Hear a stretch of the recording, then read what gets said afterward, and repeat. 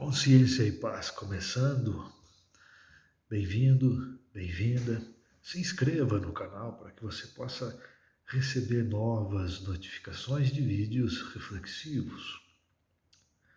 Você pode curtir para ajudar a divulgar o canal e também compartilhar com pessoas que você considera importantes para você e necessitadas ou interessadas também de receber algumas reflexões fundamentadas na filosofia, na história e na psicologia.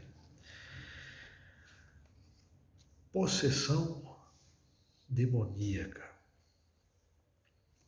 Será que esse é um assunto só para ser tratado em ambientes religiosos? Ou será que a psicologia também tem algo a dizer? O certo é que muita coisa, até desnecessária, exagerada, tem sido atribuída ao demônio. O demônio existe ou não existe?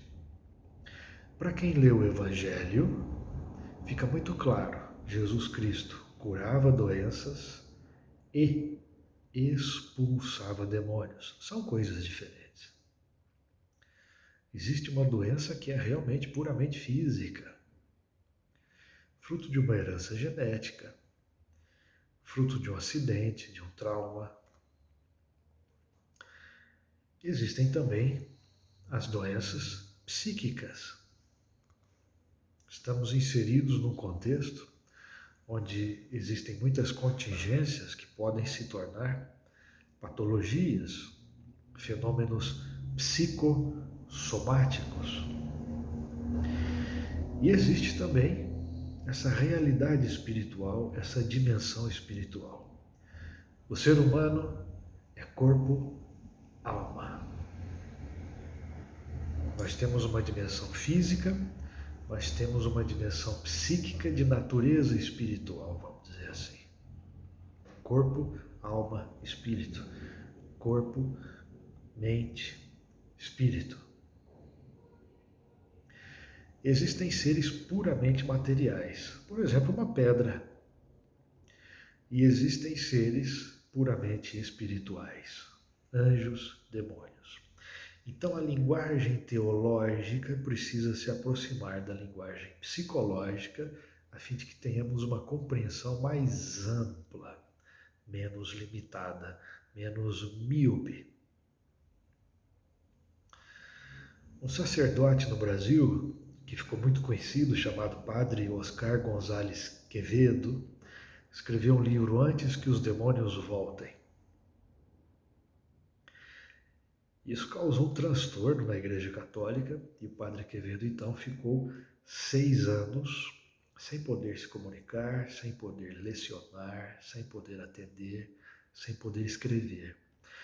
Até que o arcebispo de São Paulo, Dom Paulo Evaristo Arnes, leu o livro do Padre Oscar Quevedo, Antes que os Demônios Voltem, entendeu o que ele estava querendo dizer, foi a Roma e aí liberaram o Padre Quevedo e aí ele se tornou até uma pessoa bastante conhecida no Brasil, né?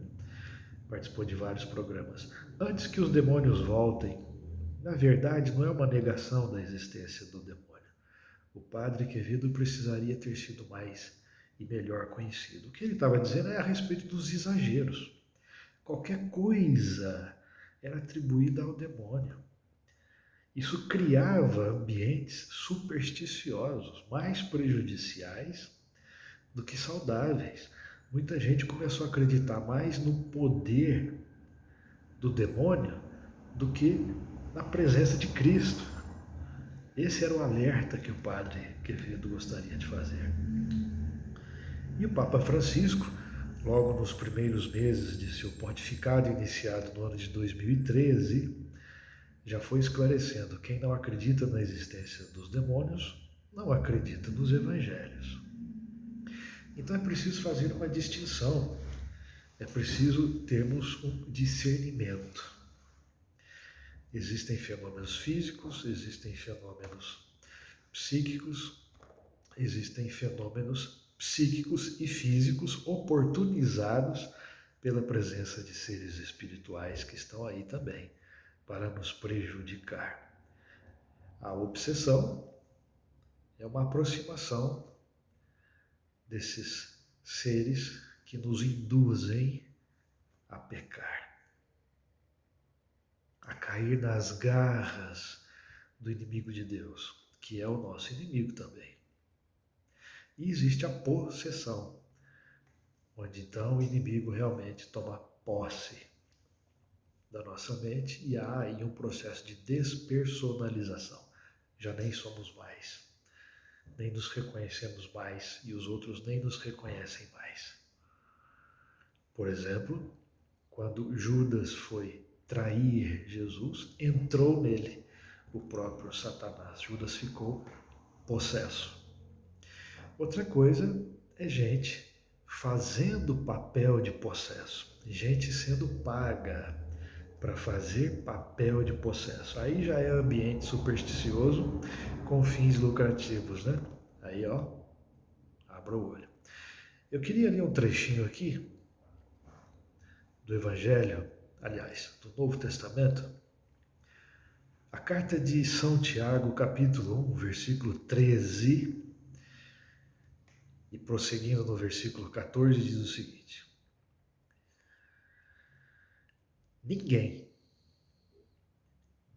Ninguém, ao ser tentado, deve dizer: é Deus que me tenta.